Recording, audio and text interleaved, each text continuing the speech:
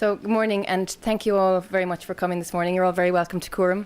My name is Claire Riordan, and I'm the Communications and Public Engagement Manager for CÚRAM. So before we get started and introduce our speakers today, I just want to give you a little bit of background to the centre itself and where this scheme, where Science on Screen, the scheme, fits into the remit of CÚRAM, if you like. So to introduce CÚRAM, I'm just going to show you a very quick video.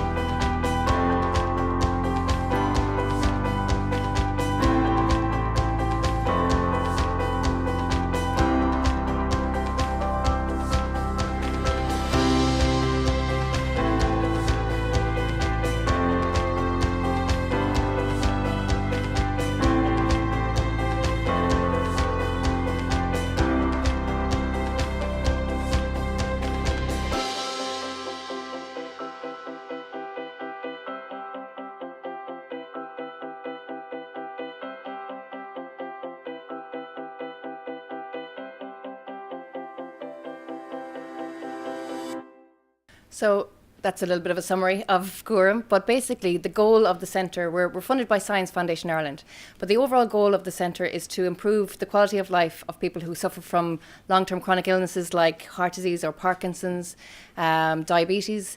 And today we're going to be focusing very much on cardiovascular illnesses and stroke, and we have 4 fantastic speakers who have agreed to talk to you today, so I'm really grateful to them for coming along. To improve quality of life for patients is the goal, and that's through the development of the next generation of medical devices and implants. But where this scheme fits in as well is that through our funders, Science Foundation Ireland, while all of this great science is happening in Ireland, we want to raise awareness about that. We want to let the public know where all the taxpayer money is going to. We want to make sure that people appreciate the fact that there are educational and career opportunities out there in research, and also for such a small country that Ireland is having quite an impact on global healthcare in terms of this type of research. And it's happening here right on our doorstep. And you'll hear more about that from the speakers in a minute. Part of Science Foundation Ireland's remit is also public engagement and increasing public awareness. Their goal is written here, is to support having the most scientifically informed and engaged public. So that's quite a broad remit. And it comes from a study they did back in 2015, which surveyed the Irish public and their attitudes to science. And as you can see here, pretty positive attitude in terms of understanding the value of science, technology, engineering and maths, which is STEM, which is referred to there. They think it's important to study at school, it's important for more women to get involved, and generally it's a very positive attitude. But given that, the same people surveyed responded that, for example, nearly 7 out of 10 of those people felt it was too specialised, it's something too complex for them to understand or to engage with. So even having a conversation on an informal basis about science is not something that most people are very comfortable with. And we differ from a lot of other similar countries in that. So I suppose the public engagement programme here at CÚRAM is to look at that, about making it more democratic and allowing people to have ownership over the science and research that's happening here in their own backyard. Part of the survey also looked at how we access information about science, technology, engineering and maths. And as you can see here, online and TV are still the most prevalent or most popular ways for people to find out some more information. And of the people surveyed, only 24% had actually looked for information about science, technology, engineering and maths in the past year. So that's a little bit of background about why we're doing this. And at CÚRAM, we have a public engagement programme that we've designed off the back of this. And as I mentioned before, that goal of Science Foundation Ireland to have the most scientifically informed and engaged public is quite an ask, it's quite a broad task. So to do that, what we've decided to do is engage with people like yourselves, experts in the field, in 3 areas. We engage with teachers, with artists and with filmmakers. And by having a deeper level of engagement with these groups and producing outputs like the documentaries, like art exhibits and like lesson plans and activities with our teachers, we can then use those to communicate with a much broader audience and to kind of raise awareness and understanding and among, nationally and internationally. So that's where our program fits into the context of this program, if you like. With our teachers, we work with primary and secondary school teachers. They come in here for 10 evenings over 6 months, and they work directly with our researchers, and they develop activities and lessons that fit with the curriculum that they can use immediately in the classroom. So it's a very practical, applicable kind of content that they produce. Our Artists in Residence program is a lovely project where we engage artists to work with communities that are maybe disadvantaged or underrepresented, and they bring the research world and the communities together to create a project that can engage people with the science, but in a very gentle way, in a way that maybe is non-intimidating and is very open to people who've never had any, I suppose, exposure or background in science and technology. So currently we're working with the Westside community with artists Anne Cleary and Dennis Connolly, and that'll be exhibited throughout this year. So I wanted to show you a very quick video again, just which explains the philosophy behind the art science program. So this is one of the projects that was carried out in 2016.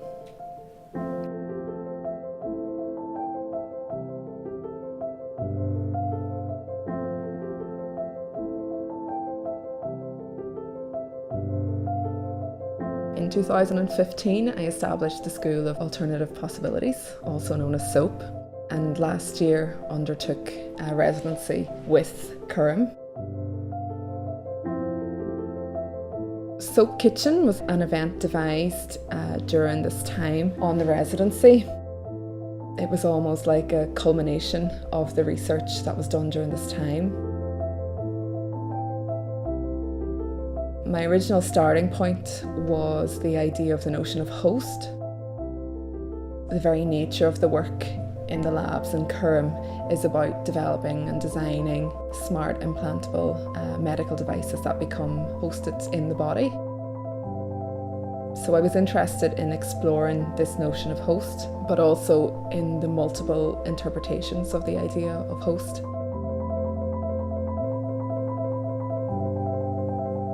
During my residency in the CÚRAM labs, I was shadowing Valeria, who was using culture to create and grow bacteria. So as a cultural producer, I became interested in this idea of the crossover in the language and the multiple layered meaning of the word culture. I found Culture Night very interesting. I spoke with a range of different members of the public with different levels of science experience, I guess, so it was very interesting to hear their understanding and thoughts about the research that we do here in Galway. All the atmosphere was very cozy, and I think it was also thanks to the soup that we were offering. An artist has another point of view of the situation, so it was a nice exchange. I think it was a great experience that has to be repeated.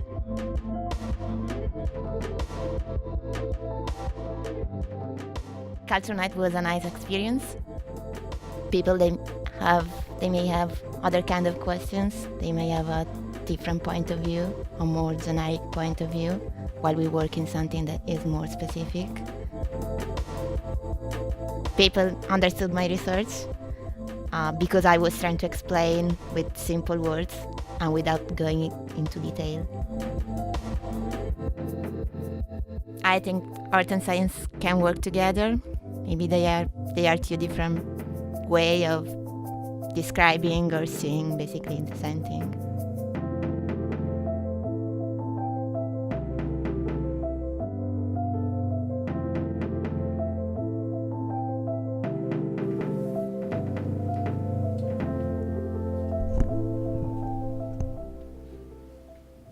So that's the second residency, the artisan residence, and then on to Science on Screen, so which you're all here for today. So this obviously is a collaboration with Galway Film Centre, who manage Galway UNESCO City of Film. And together in 2015, we applied to Science Foundation for some pilot funding to kick off this programme. And it's worked really well to date. We've produced 3 documentaries through the scheme so far. This is year 3. One of the great things that's happened is that we've had patient advocacy groups and patient groups like Diabetes Ireland, Parkinson's.ie and CRE, who you'll hear from later on today, take part and advise and provide access to people and patients to tell their stories. The documentaries have been taken up and broadcast by RTE and TG Cahir, and they've also been featured at a number of or numerous film festivals. Some of the highlights of the previous documentaries, besides being broadcast on RTE and TG Cahir, again reaching a much bigger audience than we could do here from CÚRAM, is the screenings through international screenings and the feedback that has been got. Feats of Modest Valour, for example, last year won the top scientist award at the Imagine Science Film Festival in New York, and earlier this year at the Raw Science Film Festival in California it won the top professional documentary prize. So there's definitely an appetite for science documentaries. There's definitely endorsement and recognition coming to this scheme, but I think there's room for a lot more. And Mary will tell you a little bit more later about the scheme itself and the practical aspects and logistics of how to apply. But I'm going to stop talking and hand you over to our speakers now.